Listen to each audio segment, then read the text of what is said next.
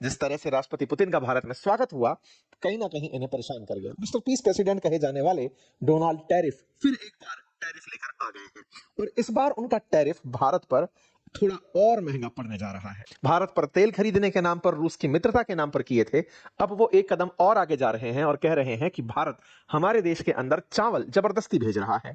ऐसे में हम चावल खरीदने पर टैरिफ लगाएंगे और इसे वो डंपिंग में कंसीडर करेंगे। अब ये डंपिंग को आसान भाषा में समझें तो ये कुछ वैसे है कि आपका कोई सामान बच गया, जाकर फेंक दिया, या फिर मुझे पता है कि इनके घर में या फिर इस शहर में या फिर इस कंपनी में या फिर इस देश में मुझे अपना माल सस्ती दरों पर फेंकना है।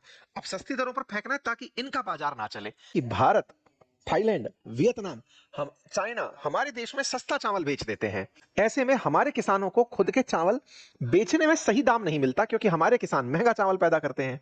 ओहो, ये तुरंत अपने वाणिज्य मंत्री से पूछते हैं, बेटा बताओ, क्या चावल पर तुमने अभी तक टैरिफ नहीं लगाया इंडिया के ऊपर? तो उन्होंने कहा, सर अभी इंडिया के साथ हमारी ट्रेड डील चल रही है, चावल के ऊपर हमें रोकना पड़ेगा, चावल के ऊपर हमें टैरिफ लगाना पड़ेगा।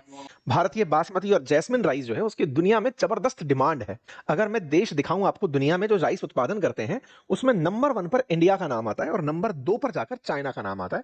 हम राइस प्रोडक्शन में टॉप पर हैं और जब राइस प्रोडक्शन के बाद एक्सपोर्ट की बात आती है तो हम बहुत आगे हैं।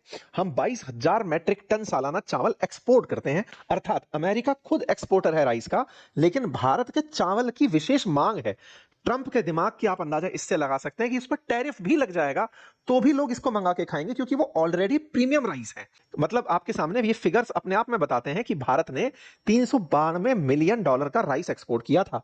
हमारे कुल राइस एक्सपोर्ट का वो 3% था मात्रा के हिसाब से, और यूएस ऑलरेडी हमारे राइस पर 53% टैरिफ लगाता है। ये नुकसान किसका है?